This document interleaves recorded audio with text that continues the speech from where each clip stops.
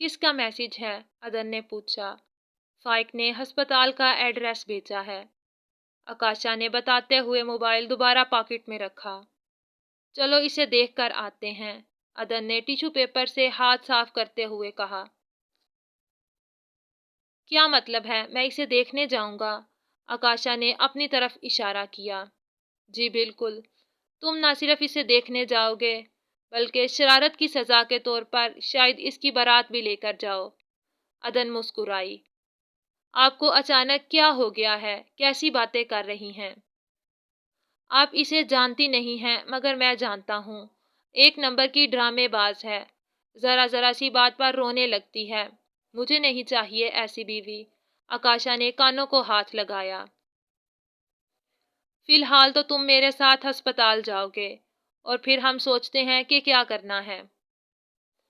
ویسے اگر تمہیں یاد ہو تو تم نے حیدر کے سامنے کہا تھا کہ تم شادی میری پسند سے کرو گے۔ عدن نے اپنا پرس لیتے ہوئے آکاشا کو چلنے کا اشارہ کیا۔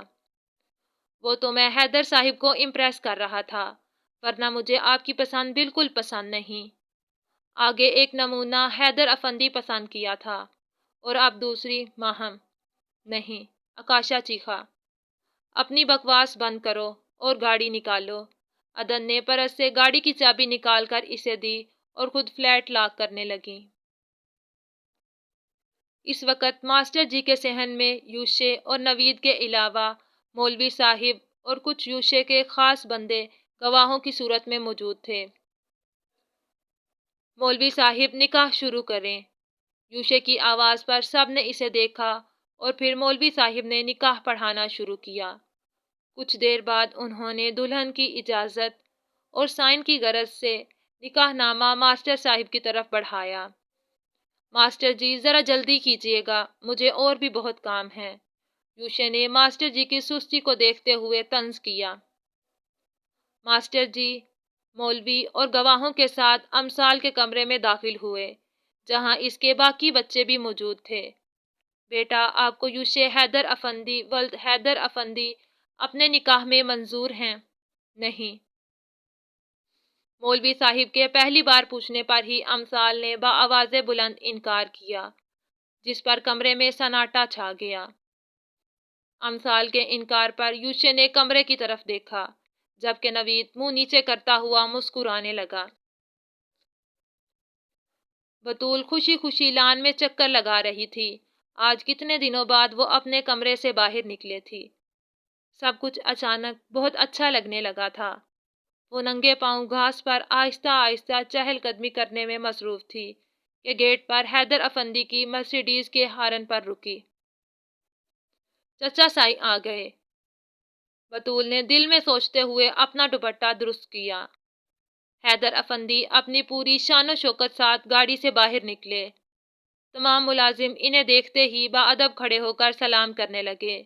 اس سے پہلے کہ وہ حویلی کے اندرونی حصے میں داخل ہوتے، لان میں ہڑا دوپٹہ دیکھ کر رکے۔ آپ یہاں کیا کر رہی ہیں؟ حیدر افندی نے بطول کے قریب آتے ہوئے پیار سے پوچھا۔ سلام چچا سائی، بطول نے سلام کیا۔ وعلیکم السلام، آج تو بڑی خوش نظر آ رہی ہو، حیدر افندی نے اسے اپنے ساتھ لگاتے ہوئے کہا، جس پر بطول نے سر ہلایا۔ کوئی خاص وجہ؟ حیدر افندی نے مسکراتے ہوئے پوچھا۔ وہ یوشے نے۔ پھر بطول نے ان کی غیر موجودگی میں ہونے والی بڑی سرکار کے ساتھ ساری گفتگو دہرا دی اور یوشے کا فیصلہ بھی سنایا۔ اچھا تو یہ بات ہے، ہماری بیٹی اس فیصلے سے خوش ہے؟ حیدر افندی کے پوچھنے پر بطول نے سر جھکا لیا، مگر اس کی گالوں پر موجود سرخی اس کی خوشی کا پتہ بتا رہی تھی۔ تمہاری چچی تو اس بات پر بہت ناراض ہو گئی ہوں گی۔ حیدر افندی کو اچانک راشدہ بیگم کا خیال آیا۔ وہ تو بہت غصے میں ہیں، کہہ رہی تھی آنے دیں حیدر کو، میں ان سے بات کروں گی۔ بطول کی فکر مندی پر حیدر مسکرائے۔ میرے ہوتے ہوئے تم بالکل فکر مت کرو، میں اس سب کو دیکھ لوں گا۔ حیدر نے بطول کے سر پر ہاتھ پھیرا اور اندر جانے لگے، مگر پھر کچھ سوچ کر رکے۔ فی الحال تو تم میرے لیے دعا کرو کیونکہ بڑی سرکار کو منانا بہت مشکل ہے۔ حیدر افندی کی بات پر بطول ہنس دی۔ بڑی سرکار اپنے کمرے میں ڈریسنگ ٹیبل کے آگے بیٹھی تیار ہو رہی تھیں۔ دروازے پر دستک کا انداز بتا رہا تھا کہ کون ہے، مگر وہ جان بوجھ کر خود کو مصروف ظاہر کرتی انگلیوں میں انگوٹھیاں پہننے لگی۔ حیدر افندی نے 3 بار دستک دینے کے بعد دروازہ کھولا تو سامنے ہی بڑی سرکار کو اکیلا دیکھ کر سکھ کا سانس لیا۔ کیوں آئے ہو؟ بڑی سرکار نے حیدر کو اپنے قریب آتا دیکھ کر تلخی سے پوچھا۔ بچہ ماں کے پاس کیوں آتا ہے؟ حیدر نے محبت سے ان کے گرد اپنے بازو حائل کرتے ہوئے سر پر پیار دیا۔ اچھا، اب تمہیں ممتا کی یاد آ گئی۔ اس دن وہ گھاس چرنے گئی تھی۔ بڑی سرکار نے نفرت سے بازو اپنے کاندھوں سے ہٹائے اور کھڑی ہو گئیں۔ اماں سائیں، اب جانے بھی دیں، آخر کب تک ناراض رہیں گی؟ مجھ سے آپ کی ناراضگی برداشت نہیں ہوتی، حیدر افندی نے کہتے ہوئے بیڈ پر پڑی گرم چادر اٹھا کر انہیں پہنائی۔ لہجے میں بڑی شیرنی گھلی ہوئی ہے۔ کیا پلاتی رہی ہے وہ تمہیں؟ بڑی سرکار نے اپنے کاندھوں پر چادر درست کرتے ہوئے پوچھا، جس پر حیدر کھل کر مسکرائے۔ اماں سائیں، آپ جیلس ہو رہی ہیں، انہوں نے چھیڑا۔ جیلس ہوتی ہے میری جوتی۔ دوبارہ مجھے اس سے کمپیئر کرنے کی کوشش مت کرنا۔ میں ایک ہی ہوں۔ میرے باپ باپ نے میرا نام پیر بانو جبکہ شوہر نے بڑی سرکار رکھا ہے۔ میرا مقابلہ کوئی معمولی عورت نہیں کر سکتی۔ بڑی سرکار نے غرور سے اپنی گردن اکڑائی۔ ہم بھی تو آپ کو اماں سائیں کہتے ہیں، ہمارا ذکر ہی نہیں، حیدر افندی نے گھلا کیا۔ کہتے تو ہو مگر سمجھتے نہیں ہو۔ بڑی سرکار نے بھی اپنا دکھ بیان کیا۔ اچھا، اب معاف کر دیں، آئندہ نافرمانی نہیں ہوگی۔ حیدر نے بڑی سرکار کے آگے گھٹنوں کے بال جھکتے ہوئے معافی مانگی۔ میری اجازت کے بغیر اب تم اس سے نہیں ملو گے۔ بڑی سرکار کی سوئی پھر اسی جگہ جا رکی۔ آپ اس بات کو چھوڑ کیوں نہیں دیتی؟ حیدر نے پاؤں کو ہاتھ لگاتے ہوئے کہا۔ یعنی تم اس سے ملتے رہو گے، پھر معافی کا کیا فائدہ؟ بڑی سرکار ایک قدم پیچھے ہٹی۔ اماں سائیں، اب میں بوڑھا ہو گیا ہوں، اب تو رحم کریں، میں بہت تھک گیا ہوں۔ ماں اور بیوی کے درمیان حیدر کی لاچارگی پر بڑی سرکار کو اپنے بیٹے پر ترس آیا۔ اچھا ٹھیک ہے، نیچے سے اٹھو، ہمیں تم سے کچھ ضروری باتیں کرنی ہیں۔ بڑی سرکار کے نارمل لہجے پر حیدر نے سکھ کا سانس لیا اور صوفے پر بیٹھ گئے۔ اماں سائیں، خیریت؟ کیا بات ہے؟ حالانکہ وہ اچھی طرح جانتے تھے کہ کیا بات ہے، پھر بھی انجان بنے۔ ہمیں تم سے بطول کے بارے میں ایک بات کرنی ہے، بلکہ بات نہیں، ایک فیصلہ سنانا ہے، اور پتہ یہ فیصلہ یوشے نے کیا ہے۔ مجھے تم سے زیادہ یوشے پر فخر ہے۔ وہ بالکل میری طرح سوچتا اور فیصلہ کرتا ہے۔ وہ جانتا ہے کہ لوگوں کو ان کی اوقات میں کیسے رکھنا ہے۔ بڑی سرکار کے لہجے میں یوشے کے لیے فخر تھا، الو کا پٹھا۔ حیدر افندی نے دل میں اسے گالی سے نوازا۔ جی بڑی سرکار، آپ بالکل ٹھیک کہہ رہی ہیں، جبکہ منہ سے اقرار کیا۔ اگر آپ کو اس کے فیصلے پر کوئی اعتراض نہیں تو بھلا مجھے کیا ہوگا؟ حیدر کہتے ہوئے اٹھ کھڑے ہوئے۔ مجھے تم سے یہی امید تھی۔ اب یہ بات اپنی بیوی کو بھی اچھی طرح سمجھا دینا۔ بڑی سرکار کے کہنے پر حیدر افندی سر ہلاتے جانے کے لیے کھڑے ہوئے۔ بیٹھو، ابھی ایک اور بات بھی رہتی ہے، اور تمہیں اتنی جلدی کیوں ہے؟ بڑی سرکار نے طنز کیا، جبکہ حیدر افندی دوسری بات کے بارے میں سوچنے لگے۔ وہ یوشے الیکشن لڑنا چاہتا ہے تو؟ بڑی سرکار نے بات شروع کی۔ جیسے جیسے وہ بات بتاتی جا رہی تھی ویسے ویسے حیدر افندی حیرت کے سمندر میں ڈوبے جا رہے تھے۔ بڑا ہی کمینہ ہے، باپ کے آنے کا انتظار بھی نہیں کیا اور ساری پلاننگ خود ہی کر لی۔ اسے تو باپ کی بھی ضرورت ہی نہیں، یہ تو خود سب کا باپ ہے۔ حیدر افندی دل میں سوچتے ہوئے مسلسل سر ہلا رہے تھے۔ اس وقت ماسٹر جی کے صحن میں یوشے اور نوید کے علاوہ مولوی صاحب اور کچھ یوشے کے خاص بندے گواہوں کی صورت میں موجود تھے۔ مولوی صاحب نکاح شروع کریں۔ یوشے کی آواز پر سب نے اسے دیکھا اور پھر مولوی صاحب نے نکاح پڑھانا شروع کیا۔ کچھ دیر بعد انہوں نے دلہن کی اجازت اور سائن کی غرض سے نکاح نامہ ماسٹر صاحب کی طرف بڑھایا۔ ماسٹر جی ذرا جلدی کیجیے گا، مجھے اور بھی بہت کام ہے، یوشے نے ماسٹر جی کی سستی کو دیکھتے ہوئے طنز کیا۔ ماسٹر جی مولوی اور گواہوں کے ساتھ امثال کے کمرے میں داخل ہوئے جہاں اس کے باقی بچے بھی موجود تھے۔ بیٹا، آپ کو یوشے حیدر افندی ولد حیدر افندی اپنے نکاح میں منظور ہیں؟ نہیں، مولوی صاحب کے پہلی بار پوچھنے پر ہی امثال نے بآواز بلند انکار کیا، جس پر کمرے میں سناٹا چھا گیا۔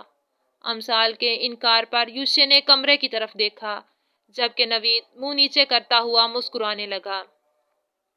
ٹھیک ہے، اگر وہ نہیں مانتی تو زبردستی کی ضرورت نہیں ہے، یوشے کہتا ہوا کھڑا ہو گیا، جبکہ یوشے کی بات پر نوید کی مسکراہٹ سمٹی۔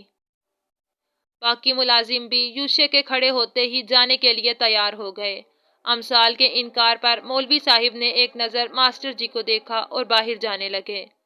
رکیں، مجھے کچھ کہنا ہے، امثال نے مولوی صاحب کو باہر جاتا دیکھ کر پکارا۔ آپ انہیں یہ دے دیجیے گا۔ امثال نے کاغذ کا ایک ٹکڑا مولوی صاحب کی طرف بڑھایا، جبکہ ماسٹر جی نے حیرانی سے امثال کی اس حرکت کو دیکھا۔ امثال، یہ کیا ہے؟ انہوں نے حیرت زدہ سا پوچھا، جبکہ مولوی صاحب گواہوں کے ساتھ باہر نکل گئے۔ ابا، آپ پریشان کیوں ہیں؟ میں کوئی بے وقوف ہوں؟ امثال نے مولوی صاحب کے جاتے ہی منہ پر لیا دوپٹہ پیچھے کیا اور سکھ کا سانس خارج کیا۔ وہ جی، انہوں نے مولوی صاحب کو سمجھ نہیں آ رہی تھی کہ کیسے امثال کو مخاطب کریں۔ یوشے کا موڈ خراب ہو چکا تھا، اس لیے مولوی صاحب کے یوں مخاطب کرنے پر ایک ناراض نظر ان پر ڈالتا باہر کی طرف بڑھ گیا۔ آپ یہ پرچہ مجھے دے دیں، نوید نے کہتے ساتھ ہی وہ پرچہ مولوی صاحب کے ہاتھ سے لے لیا اور انہیں فیس ادا کرتا ہوا یوشے کے پیچھے ہی چل دیا۔ جیسے ہی یوشے کی جیپ اور گاڑیاں ماسٹر جی کے گھر سے روانہ ہوئیں، آس پاس کے لوگوں نے انہیں حیرت سے دیکھا اور پھر دیکھتے ہی دیکھتے ہمسائے ماسٹر جی کے گھر پر جمع ہونے لگے۔ گاڑی میں مکمل خاموشی تھی۔ نوید چور نظروں سے یوشے کو بار بار دیکھ رہا تھا، جو شاید کسی کو فون کرنے میں مصروف تھا، اور ماتھا پرشکن واضح تھا۔ سائیں، یہ پرچی ماسٹر صاحب کی بیٹی نے دی ہے، اس کا کیا کرنا ہے؟ ڈیرے پر جیپ روکتے ہوئے نوید نے پوچھا، جس پر یوسف نے ایک حقارت بھری نظر اس پرچی پر ڈالی اور نیچے اترنے لگا، مگر پھر دروازہ کھولتے ہوئے تجسس کے مارے رکا۔ کیا لکھا ہے اس میں؟ یوشے نے پاؤں نیچے رکھتے ہوئے پوچھا۔ سائیں، میں نے نہیں پڑھی، نوید نے سعادت مندی سے جواب دیا، جس پر یوشے دوبارہ جیپ میں بیٹھ گیا۔ لاؤ، نوید کے ہاتھ سے پرچی لیتے ہوئے جیسے ہی یوشے نے اس کاغذ کے ٹکڑے کو کھولا، اس کے تاثرات بدلنے لگے اور یہ دیکھ کر نوید کا دل زور زور سے دھڑکنے لگا۔ اگر سائیں کو مجھ پر شک ہو گیا تو میرا کیا بنے گا؟ نوید نے دل میں سوچا۔ نوید، یوشے نے نوید کو پکارا تو نوید کو اپنا دل کانوں میں دھڑکتا ہوا محسوس ہوا۔ جی سائیں، نوید نے ہکلاتے ہوئے یوشے کو جواب دیا۔ تم دونوں ایک ہی اسکول کے پڑھے ہوئے ہو نا؟ یوشے نے پوچھتے ہوئے کاغذ کا ٹکڑا نوید کی طرف بڑھایا، جبکہ نوید یوشے کے سوال پر حیران رہ گیا۔ جی سائیں، بمشکل ہوش سنبھالتے نوید نے جواب دیا۔ نکاح میرا کینسل ہوا ہے اور خواص تمہارے معطل ہو رہے ہیں، کیا بات ہے؟ نوید کے رویے پر یوشے نے اسے شکی نظروں سے دیکھا۔ کچھ نہیں سائیں، وہ بس ایسے ہی۔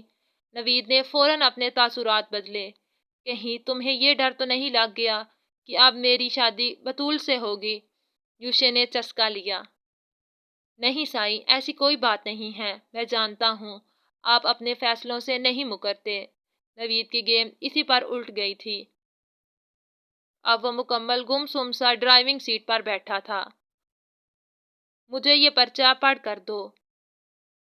کچھ دیر کی خاموشی کے بعد نوید نے حکم دیا یوشے کو۔ یوشے نے نوید کو حکم دیا، میں نے ساری زندگی اتنی گندی لکھائی نہیں دیکھی جتنی اس بی بی نخرے والی کی ہے۔ کچھ سمجھ نہیں آ رہا کہ کیا لکھا ہے اور کس زبان میں لکھا ہے۔ اگر یہ پرچہ کسی آثار قدیمہ والے کو دیا جائے تو وہ سمجھے گا کہ یہ 320 کاف میم کے زمانے کا کوئی رسم الخط ہے۔ کیا تم لوگوں کی لکھائی پر سکول میں توجہ نہیں دی جاتی؟ یوشے کے تبصرے پر نوید حیران رہ گیا۔ سائیں، ہمارے سکول میں تو لکھائی پر خاص توجہ دی جاتی ہے۔ سب بچوں کو 5ویں کلاس تک تختی لکھوائی جاتی ہے، اور تختی لکھنے والوں کی لکھائی بہت خوبصورت اور صاف ہوتی ہے۔ نوید کے جواب پر یوشے نے اسے طنزاً مسکرا کر دیکھا۔ جی بالکل، وہ تو میں دیکھ ہی رہا ہوں۔ ماسٹر جی کے گھر سے واپسی پر یوشے پہلی بار کھل کر ہنسا تھا۔ مجھے نہیں لگتا کہ یہ امثال نے خود لکھا ہوگا، اتنی گندی لکھائی اس کی ہو ہی نہیں سکتی۔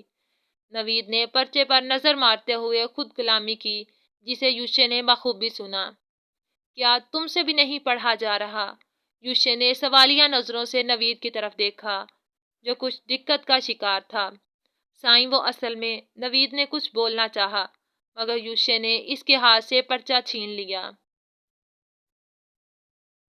اب یہ وہ خود آ کر ہی پڑھے گی، یوشے کہتا ہوا جیپ سے اتر کر ڈیرے پر چلا گیا، جبکہ نوید نے اپنا سر پکڑ لیا۔ بیوقوف لڑکی!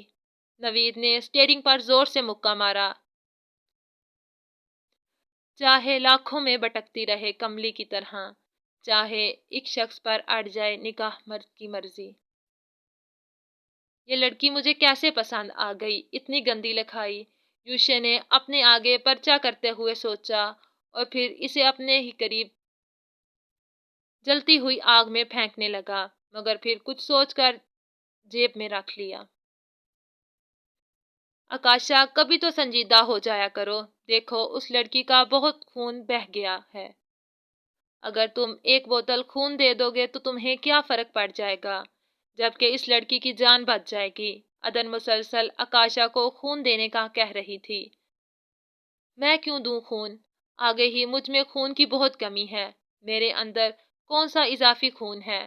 ویسے بھی سینڈوچ کھا کھا کر بندے کے اندر کتنا خون بن سکتا ہے؟ آپ خود ہی سوچیں ذرا، آکاشا نے عدن کی طرف دیکھتے ہوئے پوچھا۔ آکاشا، خون دینے سے اپنی صحت بھی اچھی رہتی ہے اور ثواب بھی ملتا ہے، عدن نے سمجھانا چاہا۔ شکریہ مسز افندی، اگر آپ کو اس کا اتنا ہی دکھ ہو رہا ہے تو گاؤں سے حیدر افندی کو بلا لیں، مگر مجھے معاف کر دیں۔ بمشکل گاؤں میں کھا پی کر جو صحت بنائی ہے وہ اسے دے دو۔ ارے واہ! آکاشا نے پینٹ کی جیب میں ہاتھ ڈالتے ہوئے کاندھے اچکائے۔ مجھے افسوس ہے کہ تم میرے ہی بیٹے ہو۔ عدن نے دکھ سے آکاشا کی طرف دیکھا۔ سوری ماما، مگر مجھے بھی یہی دکھ بچپن سے ہے کہ آپ میری ماں ہیں اور آپ کو میری ہی کوئی پرواہ نہیں۔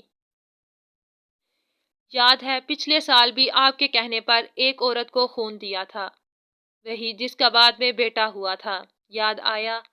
آکاشا کے یاد دلانے پر عدن کو یاد آیا کہ اس کی کولیگ کو ڈلیوری میں خون کی ضرورت تھی، تو عدن نے آکاشا سے کہہ کر ایک خون کی بوتل دلائی تھی۔ ہاں یاد ہے، مگر وہ تو کافی پرانی بات ہے، اب تم پھر خون دے سکتے ہو۔ عدن نے جواب دیا، مگر چوٹیں بالکل نہیں ہیں۔ آکاشا نے غصے سے جواب دیا، مطلب؟ عدن نے اسے حیرانگی سے دیکھا۔ اپنی طرف سے جوان اور میری طرف سے بوڑھی خاتون، اگر آپ کو یاد ہو تو اس عورت کے میاں اور گھر والوں نے مجھے کتنا مارا تھا۔ بقول آپ کے خون دینے کی نیکی پر آکاشا نے منہ چڑھایا۔ تم نے بات ہی اتنی غلط کی تھی، تمہاری مار تو بنتی تھی۔ اچانک یاد آنے پر عدن مسکرانے لگی۔ آپ دنیا کی واحد ماں ہیں جو اپنے بچے کی مار پر خوش ہو رہی ہیں۔ قسم سے اگر میں ماں ہوتا تو کوئی میرے بچے کو ہاتھ لگا کر دکھاتا۔ آکاشا غصے سے عدن کے آگے پیچھے چکر لگا رہا تھا۔ اگر تم کسی کی اولاد کو اپنا خون کہو گے تو وہ تمہیں ماریں گے ہی۔ گلے لگانے سے تو رہے۔ عدن ہنس رہی تھی۔ تو میں نے اس بچے کی ماں کو خون دیا تھا، اس کی رگوں میں میرا خون تھا، اس میں کیا غلط ہے؟ آکاشا اب عدن کے برابر بینچ پر بیٹھ گیا تھا۔ خون دینے اور خون ہونے میں بڑا فرق ہے۔ یہ میرا خون ہے، یہ جملہ صرف اولاد کے لیے بولا جا سکتا ہے، جیسے تم حیدر کا خون ہو، مگر ہم جسے خون دیتے ہیں وہ ہمارا خون نہیں ہوتا، جیسے لوگ اپنی بیوی کو بھی خون دیتے ہیں۔ بیوی تو اولاد نہیں ہوتی، کتنے لوگ اپنی بیوی کو اپنا خون دے کر بچاتے ہیں۔ عدن نے پیار سے آکاشا کے بالوں میں ہاتھ پھیرتے ہوئے سمجھایا، بے وقوف، گدھے، الو کے پٹھے، اس قسم کے لوگوں نے مرد برادری کا امیج خراب کر دیا ہے۔ بھائی اگر تمہیں دوسرا موقع مل رہا ہے تو کیوں ضائع کرتے ہو؟ نئی چیز نہیں ہوتی ہے، اور پرانی چیز پر جتنی مرضی محنت کر لیں پرانی ہی رہتی ہے۔ مگر یہاں تو سب کو دیوداس بننے کا شوق ہے۔ آکاشا نے سر نفی میں ہلایا، جبکہ عدن تو بالکل حیرت کی مورت بنی اسے دیکھ رہی تھی۔ اچھا آخری بار میرے کہنے پر ماہم کو خون دو، پھر نہیں کہوں گی۔ عدن کو آکاشا کی سوچ پر غصہ تو بہت آیا، مگر فی الحال وہ موقع کی نزاکت کو سمجھتے ہوئے اسے سمجھانے لگی۔